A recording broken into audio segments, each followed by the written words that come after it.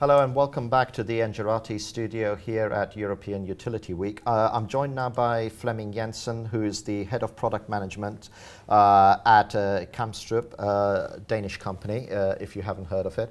But I suspect most of you in the industry may well have. Flemming, firstly, welcome. Thank you for making the time to be at the studio today. And we were talking a little bit off air before we started the interview, and you were saying that your belief of that the smart meter needs to be the starting point of any smart grid deployment, which leads to the natural question of are people actually starting their smart grid thinking without thinking about the smart meter? I mean, what makes you make that statement? Well, I think that mainly people are talking in very large terms about the smart grid, but the fact of the matter, as I see it, is that in order to get to a point where you can actually build a smart grid, you need that granularity of data that comes from smart meters and substation monitoring. If you don't know what's going on in your distribution grid, it's very difficult to take intelligent decisions in a smart grid. And I mean, that seems like a natural place to start, where you need the data points before you want to roll anything out, especially something that is not an insignificant investment with most utilities. What are the case studies that you've seen where people have maybe not followed that approach and then come unstuck a little bit?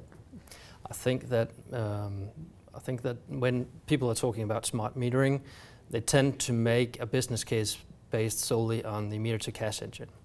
So if you do that, you will probably come up with a negative business case. We've seen in some countries where you've by legislation, made a mandatory rollout.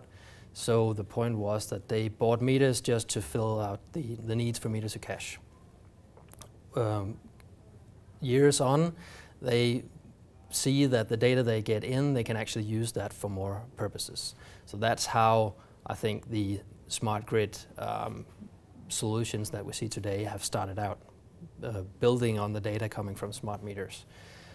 Still, there's a lot of technology focus in the business, so people tend to forget that in order to make a positive business case, you need to concentrate not only on the meter-to-cash engine, but also on the smart grid opportunities coming from the data, but also how to engage consumers in order to even increase the business case. So based on some of the installs that you guys have done, I mean, obviously you're within your rights not to name any names, but what are some of the opportunities that either real or theoretical that you feel are could be realized, and some of them obviously maybe in your area where there may be a bit of frustration from your side, saying, well, why aren't people using this? We think it's obvious. Yes. Well, we've seen from mainly in Sweden, where it started out years ago, where they completed a complete national rollout in 2009. Many utilities there bought systems that were able to fulfill the need for a monthly meter-to-cash engine. Many of the solutions that we provided there gave them actually hourly load profiles. They found pretty quickly that they could use these hourly values to create new price incentives to consumers, but they also found that they could actually use it for evaluating when and where they needed to make investments or reinvestments in their distribution grid. So the next thing that followed was a demand or a requirement for them to get more real-time events coming from the distribution grid, and by doing that they could offer better customer service and make decisions on to cut off power in a certain area to save a substation from melting down or whatever. So that's the journey they've been on, and now they have made it mandatory to have hourly values, and they now have to change some of the meters they have there. So actually, in that learning journey, where in the beginning they may have thought, hey, it's plenty good enough for me to have monthly data sets, they've pretty much gone to the point where, hang on, the more we get, the more frequently, the better we can manage our business as well. Yes, exactly. Yeah. And is there then a danger where you mentioned this right in the top of your the interview, where you say that there is legislation 2020? A lot of interviews have mentioned that. Is there a danger that because of that push, that deadline, that the wrong procurement gets made, and you're in a situation where, look, we just had to do this, we just got it done, and then 5 years later you got to do it again? I don't think so. Really don't. I mean, what happened in when the Swedish government said they had they made the rollout, that was to force liberalization through to make people change suppliers. That was good enough, but they didn't take the whole smart grid idea into consideration. I think we've come a long way since 2009, and I believe today the talk about different technologies and how the technologies should evolve and standards have to be made and legislators have to build a better framework and so on. I think that talk is just going to put off an investment that could give the utilities a really positive return on investment, and I think the technology that we have today is more than capable of doing what is needed for the coming many years. So you're basically saying that the utilities would do this anyway because it just makes so much business sense for them to do it, that that this regulatory deadline is actually not forcing the pace of change. Exactly. Common sense business practices are forcing it anyway. Yes. And in terms of just interested in the Swedish experience, where they said, because it's another thing that came out in a number of other interviews where people are saying, well, who funds the smart metering in terms of the hardware and the infrastructure? What happened in Sweden? Did the government sort of say, look, we'll underwrite it? Because if you're then switching suppliers the whole time, I think I don't think they were able to increase the taxes or the revenue from that. No. But so it was down to the utility to. Yeah, it's down to the utility to make the positive business case, and I think they're more than capable of doing that without any further legislation or further technology developments or whatever.